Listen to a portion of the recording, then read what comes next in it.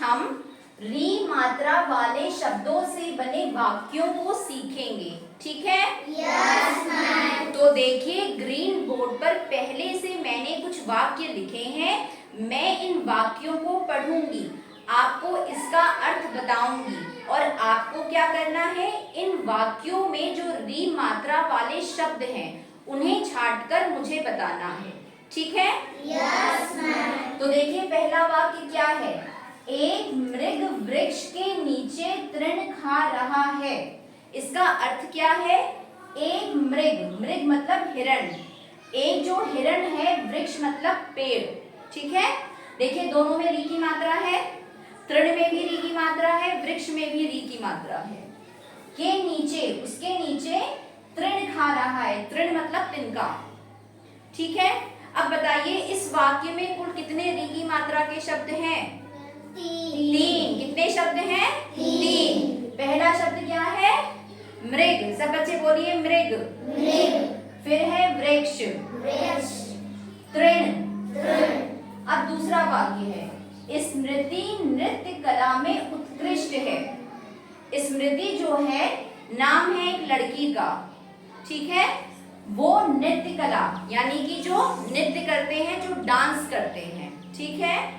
में उत्कृष्ट है, उत्कृष्ट मतलब बहुत अच्छी है। तो स्मृति क्या है, स्मृति डांस में बहुत ज्यादा अच्छी है। तो ये दूसरा वाक्य है। अब दूसरे वाक्य में देखिए कितनी जगह री की मात्रा आई है, गिन के बताइए कितनी जगह आई है? 3 जगह, ठीक है? तो वाक्य क्या है, स्मृति नृत्य कला में उत्कृष्ट है। तो इसमें जो 3 शब्द हुए वो है स्मृति, फिर है नृत्य कला और फिर है उत्कृष्ट। आया सब बच्चों को समझ में? Yes ma'am. अब हम आते हैं तीसरे वाक्य में। तीसरा वाक्य है हमेशा मृदु वचन बोलो। ये बहुत छोटा सा वाक्य है। इसका मतलब है कि हमेशा, मृदु मतलब मीठे, ठीक है? वचन बोलो मतलब मीठे शब्द बोलो। तो इसमें देखिए कितने शब्द हैं, खाली एक, मृदु। चौथा है कृषक कृषि कार्य कर रहा है। कृषक मतलब किसान, कृषि कार्य मतलब जो किसानी का काम होता है वो कर रहा है, ठीक है? तो इस वाक्य में कितने हैं री की मात्रा? 2, एक यहाँ पे एक यहाँ पे। तो 2 शब्द मात्रा वाले कौन से हुए? कृषक और कृषि कार्य। आया सब बच्चों को समझ में? Yes ma'am. फिर नेक्स्ट सेंटेंस है, आज हमारे शहर में एक महान ऋषि आए हैं, ठीक है? तो ये तो बहुत ही सरल है। आज हमारे शहर में एक बहुत ही बड़े से ऋषि आए हैं जो पूजा पाठ करते हैं। तो अब बताइए इसमें कितने हैं री की मात्रा वाले शब्द? एक। खाली एक। और कौन सा शब्द है? ऋषि, जो आपने सीखा भी है वर्णमाला में, री से ऋषि, ठीक है?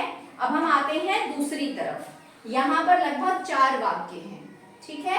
पहला वाक्य है ऋषि मुनि आज हमारे घर पर पूजा पाठ करेंगे।